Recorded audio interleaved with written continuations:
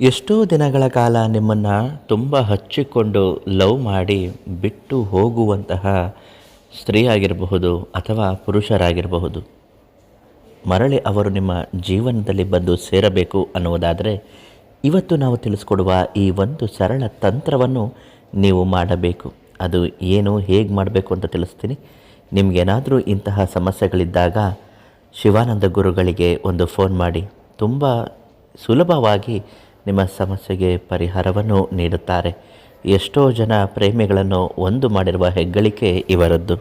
ಪ್ರೀತಿಯಲ್ಲಿ ನಂಬಿ ಮೋಸ ಹೋಗುವವರು ನಮ್ಮ ಜೊತೆ ಇರುತ್ತಾರೆ. ಸ್ವತಃ ನಾವುಗಳೇ ಅದನ್ನು ಅನುಭವಿಸಿರುತ್ತೇವೆ.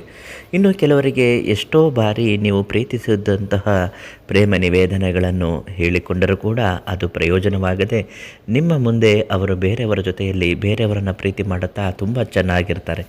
ಇದು ನಿಮಗೆ ಕಷ್ಟ ಆಗಬಹುದು, ನೆನೆಸಿಕೊಳ್ಳಲು ಸಾಧ್ಯವೇ ಆಗುವುದಿಲ್ಲ.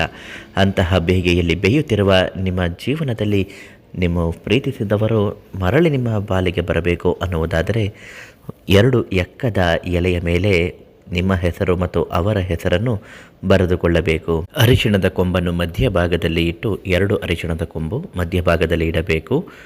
ನಿಂಬೆಹಣ್ಣನ್ನು ಅರ್ಧ ಹೋಳು ಕತ್ತರಿಸಿ ಅದಕ್ಕೆ ಅರಿಶಿಣ ಕುಂಕುಮವನ್ನಿಟ್ಟು 2 ನಿಂಬೆಹಣ್ಣನ್ನು ಒಂದೊಂದು ಎಕ್ಕದ ಎಲೆಯ ಮೇಲೆ ಇಡಬೇಕು. ಈ ಒಂದು ತಂತ್ರವನ್ನು ಮಾಡುವಾಗ ಯಾರೂ ಇರಬಾರದು. ಮನೆಯಲ್ಲಿ ಉಪಯೋಗಿಸುವಂತಹ ಮಜ್ಜಿಗೆಯನ್ನು ಅದಕ್ಕೆ ಹಾಕಬೇಕು.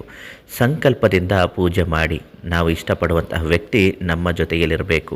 ಪ್ರೀತಿಸಿ ಮೋಸ ಮಾಡಿದವರು ಪುನಃ ಬಂದು ನಮ್ಮ ಜೀವನಕ್ಕೆ ಸೇರಬೇಕು ಅಂತ ಸಂಕಲ್ಪ ಮಾಡಿದ ಬಳಿಕ ಅವರ ಮನೆ ಹತ್ತಿರ ಇರುವಂತಹ 3 ಕೂಡುವ ರಸ್ತೆಯಲ್ಲಿ ಅದನ್ನು ಇಟ್ಟು ಹಿಂತಿರುಗಿ ನೋಡದೆ ಬರಬೇಕು. ಇದನ್ನು ಮಾಡುವ ಸಮಯದಲ್ಲಿ ಯಾವ ಒಂದು ಮಂತ್ರವನ್ನು ಹೇಳಬೇಕು ಅಂತ ಶಿವಾನಂದ ಗುರುಗಳೇ ಹೇಳ್ಕೊಡ್ತಾರೆ. ಅವ್ರಿಗೊಂದು ಕಾಲ್ ಮಾಡಿ.